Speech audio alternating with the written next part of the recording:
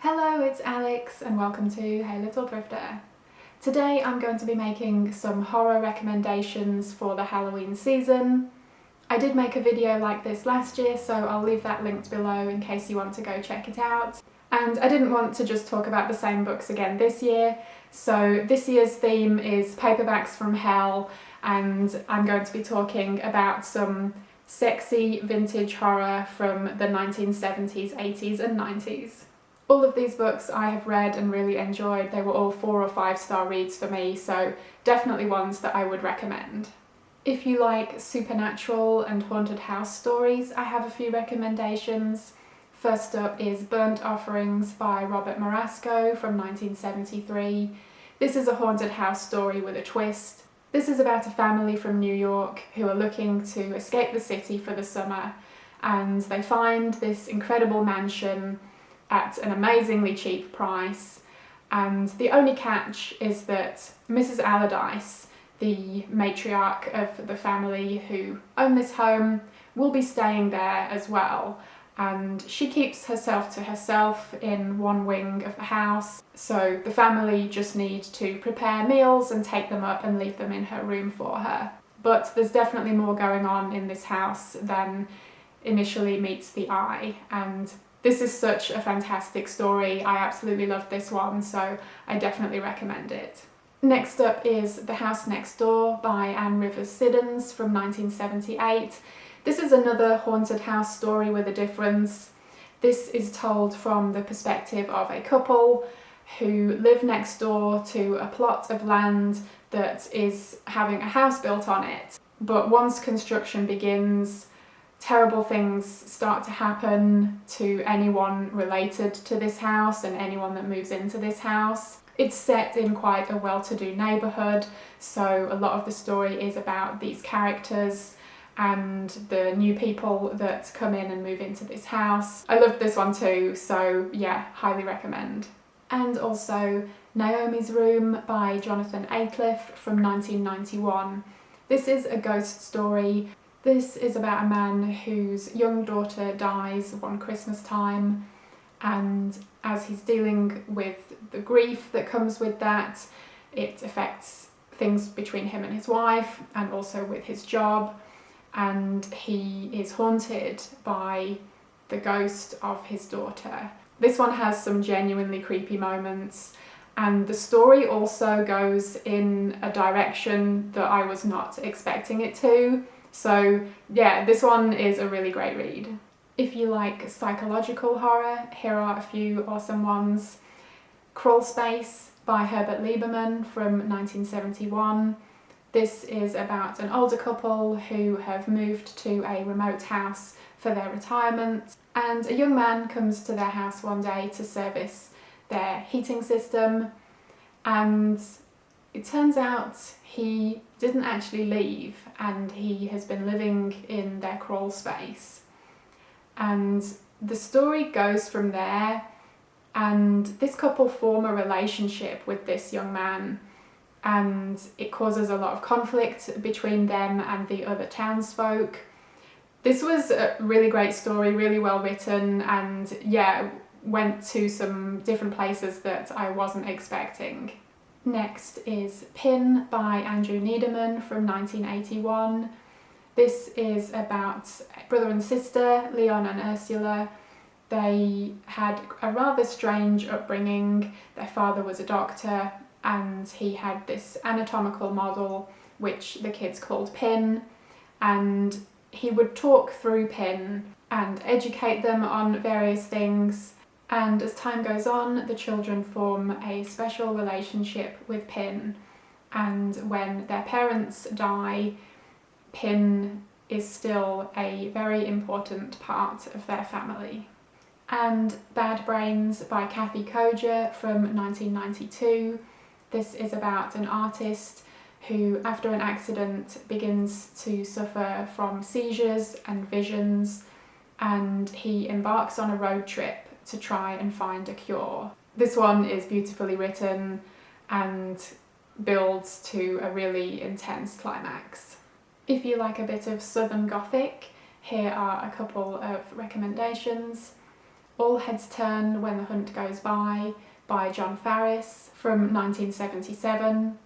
This begins in the 1940s, following a military wedding that ends in bloodshed, and the remaining members of the family involved. This one also has a really interesting voodoo element, which I thought was really well done. It was really effective.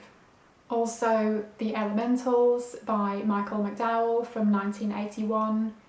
The story opens with a death in the family, and the rest of the family members decide to take a break and go spend some time in their holiday homes, which are 2 of 3 houses right on the sand. And this third house is unoccupied and rather creepy, and this is also a really effective story and one that I would definitely recommend checking out if you haven't already. Here's one that is perfect for this time of year in the autumn. It's a folk horror classic, Harvest Home by Thomas Tryon from 1973. This is about a family who moved to the country to get away from city life, and they move into this quaint little town that has a lot of really old traditions and a lot of old farming ways, and the earth and the crops are very important to them. And the main character is trying to fit in and find out more about their way of life, but he discovers some dark secrets in their traditions. If you like your humour incredibly dark, I would suggest What's Wrong with Valerie by D.A. Fowler from 1991. I wouldn't call this strictly a horror comedy, but it does have some really dark humour in here, and yeah, I really loved her writing and her style. It's about a woman who has been taking care of her grandmother for a long time, and when the grandmother passes away, she inherits her house, and she becomes haunted by various ghosts and other things. But the question is this really happening, or is it all in her head? And what really is wrong with Valerie? Speaking of funny, how about some Backwoods Cannibals? Just to clarify, this is not a comedy. This is Offseason by Jack Ketchum, originally published in 1980, although this edition is from 2006, and this is the one I would recommend checking out because I believe the original version was severely edited. And this is about a group of friends who rent a cabin in the woods in the middle of nowhere and fall victim to a family of cannibals that live in the area. Action-packed, bloody and gruesome, it's a great one. If serial killers are more your thing, I would go with Headhunter by Michael Slade from 1984. This is about a detective on the hunt for a serial killer who has been beheading their victims. The next few are a bit more difficult to categorise, so first up is Spectre by Stephen Laws from 1987.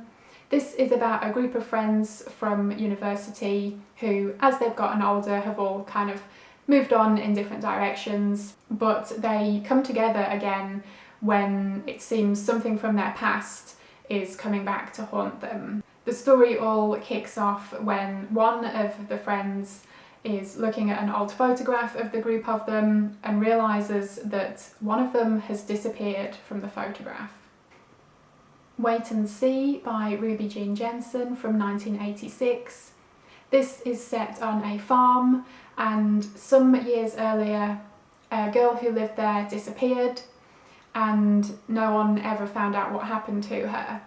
But in the present day, some kids are swimming in the local river and they uncover a skeleton that has been chained down there, and it turns out to be the missing girl, and now she's back for revenge. I thoroughly enjoyed this one, and the story definitely lived up to the fantastic cover. The Reaping by Bernard Tailor from 1980. This is about an artist who is commissioned to paint a portrait, and he is invited to stay at this stately home for the duration in order to complete the painting. But while he's there, he uncovers some strange goings on in this place. Yeah, this is one I won't say too much more about because there are some brilliant twists and turns, and yeah, another thoroughly enjoyable read. And I'll finish with a bit of young adult teen horror from the Point Horror series.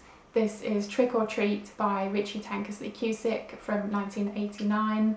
This, of course, is perfect for this time of year, with it being set around Halloween. It's about a teenage girl whose family move into an old creepy house, and strange things start to happen to her. She feels like someone's watching her, there are weird phone calls, and she's on the receiving end of some pranks, and she has to try and figure out who is trying to scare her and why. So those were some vintage horror recommendations for the spooky season. Let me know if any of these pique your interest, or if you've read any of them already. I'd love to hear your thoughts. Thank you ever so much for watching. I hope you enjoyed it, and hopefully I will see you again in my next video.